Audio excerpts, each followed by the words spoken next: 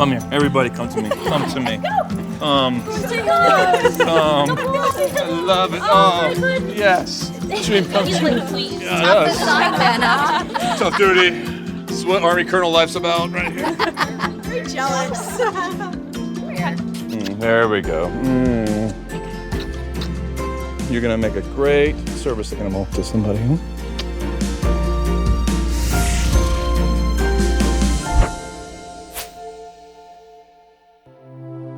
Everybody loves their pets and appreciate all the love pets show them. And while for many people dogs are life-changing, for some, they are life-saving. Ready? Push. Yes, good boy. Although some dogs are bred for success, they aren't born ready to serve. Like some of their owners, they go through rigorous training. That's it. Yeah. Yes, good boy. Which sometimes begins in unexpected places.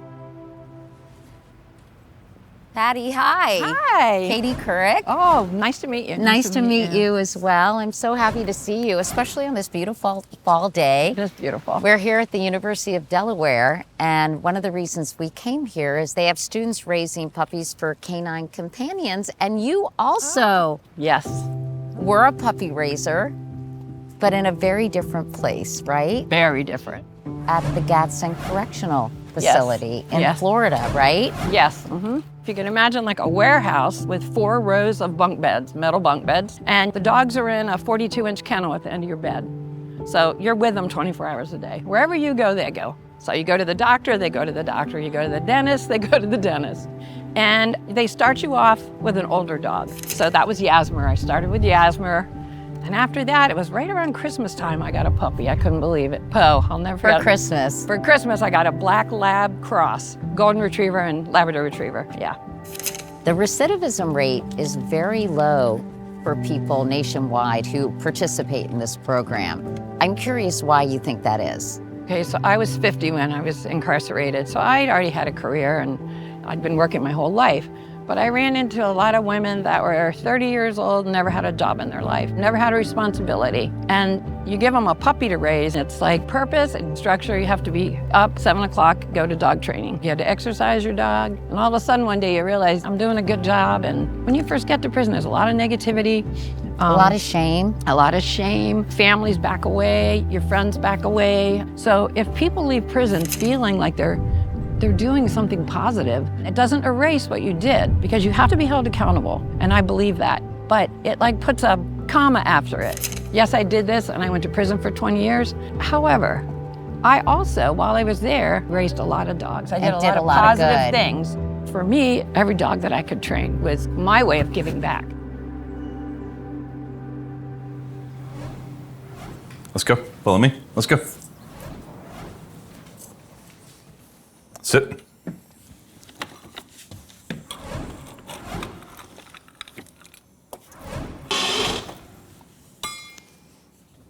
Okay.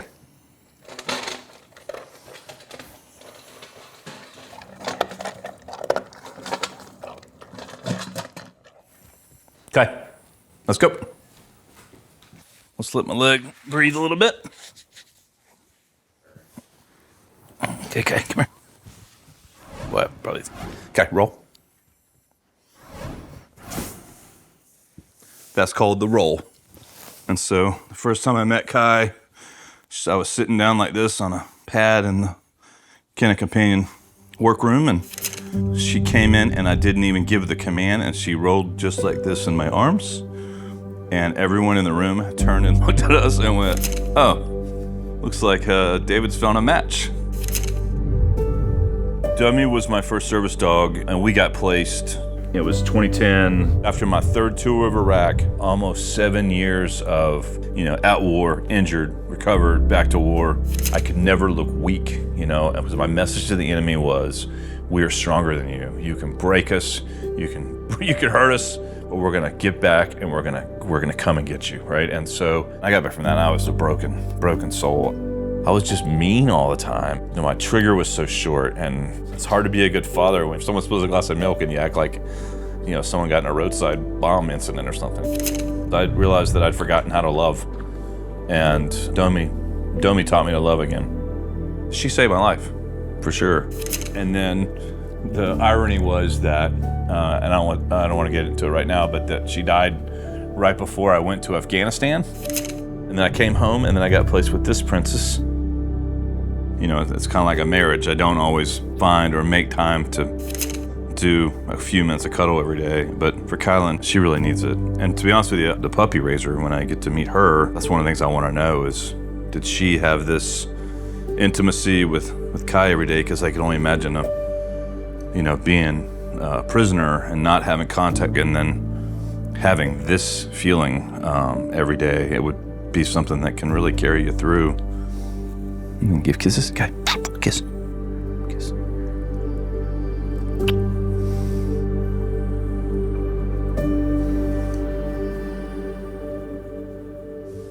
I'm curious, Patty, how many puppies did you raise during the course of your time there? I think around 16. Wow. Yeah, it was a lot. But then you have to hand that puppy over to a professional trainer after being with that dog for 16 to 18 months. That must be really hard. The first one was bad. The first one I broke down in the parking lot. I mean, I was bawling my eyes out. So you're not really able to keep up with your dogs and whatever happened to Poe and to the other dogs? Not when you're incarcerated, no. It must be gratifying to know that these dogs you cared for are really helping people. It is gratifying. It's just hard to imagine. You know what I mean? I mean, you know it. You just wish you could see it, or you wish you could be a part of it later. Oh my gosh.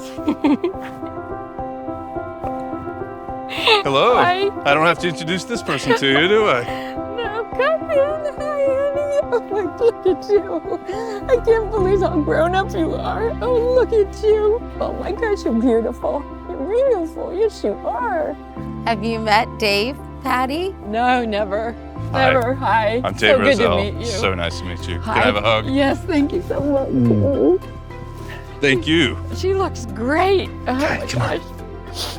She's been the most incredible gift that you've provided to me, so Really? thank you so Oh much. my gosh. I knew you'd have a little gray muzzle. I knew you would. Yeah, she's got a white belly now too, if you believe it. Gosh. Here, let's roll. Come here, roll. She's like, yep, that's what she loved to do. Yep, there you go. Yep. Roll. There we go. Ah, now you yeah, can go. Ah. Look at that gray belly. So, I've been thinking a while about what I was going to say when I found out I was going to meet you, and it's a journey for me, especially a second dog. And then I've been on a personal journey myself because I'm retired and I'm trying to figure out who I am now. And, get it. And she, like so many others that get placed with veterans, and when I say she's life-saving, I absolutely know that veterans won't take their lives if they have a service dog. The greatest moment of every single day is waking up after putting on my leg, which is the worst moment of my day, to then open the door to 60 pounds of love. And it's without a doubt, it's life-saving, and it puts you back into a place where you can exist and where you can be yourself, right? Right? How does that make you feel, Patty? It makes me feel so good. You see the way she looked at him? Yeah. She's been just my I want in on this. partner. Yeah, please. Guy's like, oh yeah, anybody that wants to rub. When I was talking to Patty, she said she didn't know how some of the owners of the dogs she had raised and trained would feel about somebody who was incarcerated doing that job. Yeah, I mean, I'll answer that without even thinking. It's never bothered me for 1 second. In fact, I am proud to tell people that she was raised in the system because you're part of our society, and it's just so important that you use these skills now to do good things. Yeah, right? I mean, she's life-saving for you, but also she is life-saving for Patty. No doubt about it. So many other people. People didn't understand that because they would always talk about, who is going to get the dog and what it's going to do for the recipient. And I'd say, well, but what about what it does for us? Like, when I was in prison, I used to say this. What about, it makes me get up every morning, yeah, when I don't want to. So you really do feel the same way? Oh my gosh, like this dog, are you kidding me? There were so many days I didn't want to get out of bed, and there were so many days I didn't care if I ate or did anything. But, they look at you, they're so forgiving, aren't they? They forgive when you're late, they forgive every flaw that you have. Look at her. She's looking at me like, She's yeah. looking at you like, yeah, Daddy, yeah. Like when you lie. Yeah, exactly. I mean, they're the ultimate givers of unconditional love, aren't they? They are. Yes. Everyone loves you. It's important. They're very lovable, Kylynn. I hate to break up this love fest, Okay. but we're going to meet some students who are raising puppies and give them some advice.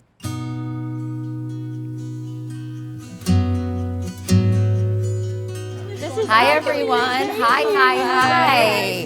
I wanted you to meet the College Scholars Group at the University of Delaware. This is Steve and Patty. Oh my gosh, they are so cute. Precious. Well, Patty trained Kylynn, and then Kylynn is now with Dave. Training me.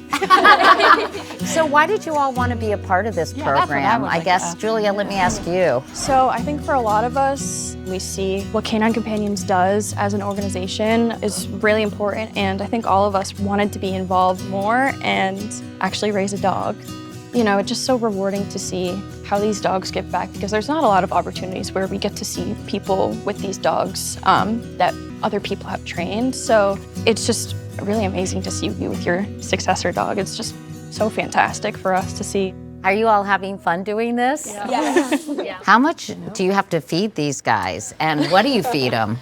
Nikki gets 3 cups of Yukonuba adult food every day, and then he also gets them as treats throughout his day. That is all he gets, and he's been eyeing those bags back there. Oh, they know what that is. Yeah. And They know. why, I'm curious why that food. Yukonuba provides formulas for all stages of development for these dogs, and they've been partnered for over 30 years with Canine Companions, and it's just so helpful to us as raisers to have this amazing food for them, and it really helps with their development. Can I ask a dumb question? What is it like if you want to go to like a party and you have a dog? Do you take the dog to the party, or Party dog, yeah. do you find a Totally normal. do you find a dog sitter? I mean, how do you handle that? All the members of the club that are not involved in raising a dog are all dog sitters, so you know, it takes a community with these dogs, it really does. So it's beyond helpful to have all these helping hands Well, behind I'd like to us. volunteer to be a helping hand. It's getting a little squirmy. Hi, this is Silo. Oh my God. Hi. Look at you. And you were talking about how this is bigger than all of you, and I think Dave is living proof of that. I mean, for one, I can't say it big enough. Thank you for what you do, because I have 2 kids in college, and I know how hard it is for y'all to manage that time. And Domi put love back in my heart and allowed me to love my children and my wife again. I mean, it's really about what a service animal can do to a person, and can make you whole, can make you heal. And Kylynn, man, she just grabs around me and lifts me up every day. Grown man crying, everybody needs that, but that's what this does, right? I mean, you guys are doing exactly the same thing. You just got to do like 14 more to catch up with her. Yeah. So. Yeah, we'll get there. We'll get there. I think Dave has been thinking for the last several weeks about being covered in puppies. So Yes. would you- Yeah, it's can my you fantasy. cover Dave in puppies? I think we can. Here. Come here, everybody, come to me. I love it. I love it. Oh, yes. He's like, please. Who's coming home with me? Is it gonna be you? You're jealous. Come here, Kai. There we go. Hello. Hello. Yes. It's like being held by a giant bear.